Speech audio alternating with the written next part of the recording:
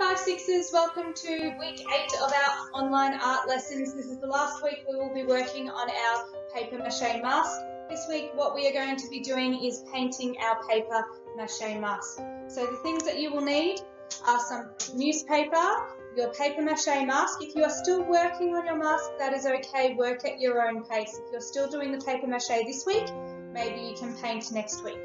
So once you do have that ready, we'll need our mask.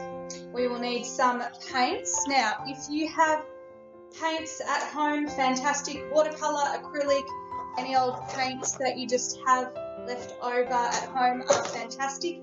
If you don't, you can use markers. I will just warn you that it will take quite a while to colour in your mask using markers, but it is very much doable. So if you just have markers at home, that is okay. Otherwise, I'll show you some tips on how to make paint using food colouring, so just plain food colouring from your pantry, and you can use either shaving foam or you can use the paper mache glue that we have been using with the newspaper. So that will come later. I'll show you how to mix those up. You'll also need some paint brushes if you are going to be painting. You will need some bowls ready to go with some water. You will need a marker in order to draw your design onto your mask. Things like eyelashes, patterns. You might want your whole mask to be one colour. You might want to have framing on your mask.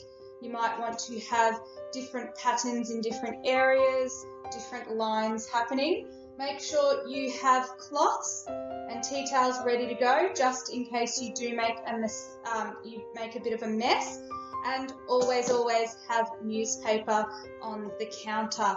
Alright, first thing, if you would like to have a go at making some paint, it is not as good as store-bought paint, but it will dry nice and dark and it is doable. So let's have a quick look at how you might be able to mix up some homemade paint.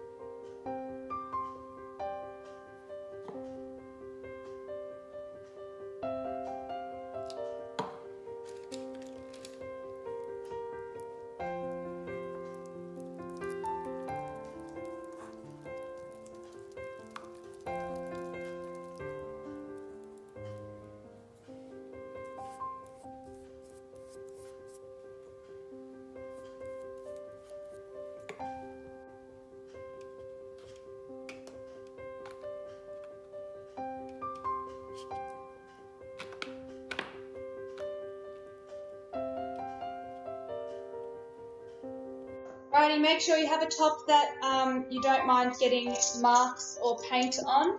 Move everything out of your way and let's bring our mask in front of us with our marker. I'm going to mark in some lines and some designs for what I would like my mask to look like once it is painted. That will just give me a guide as to where to paint so that I'm not making any mistakes. So I might have wiggly line going all the way around the outside. Righty, so what I've done is I've just drawn some outlines around my main features, and then I've done some sort of wiggly jigsawy lines all over my mask. I'm sure you guys will take a bit more time to design your mask. Right, I pop some water my bowl. I get my paintbrush ready to go. I've already put out some paints and now I can just get started on painting.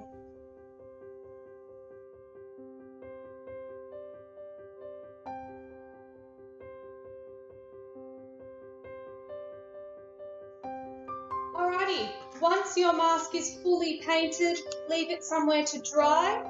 Once you have then placed it somewhere to dry, you can use your scissors to very carefully poke a hole in either side of your mask in order to attach some ribbon or string in order to wear it, or you could always poke a hole in the top of your mask with some scissors, tie a string to the top of your mask and just let it hang on the wall. So instead of being something that you want to wear, it could be something that you just want to display. Alrighty, I hope everyone has had a fantastic time doing their paper mache mask. If you really enjoyed paper mache, go to the videos that I've been posting on YouTube, and in the suggested videos there should be the other paper mache tasks that the other year levels have been doing. They've been creating paper mache animals, hot air balloons and cups, and you can always follow those videos and give those a go as well, maybe over the holidays or on the weekend when it's a bit more convenient for you. I hope everyone has had a lot of fun creating their mask. I definitely had a lot of fun creating my one. Can't wait to see what you guys come up with. Make sure that you send me a photo. See everyone next week.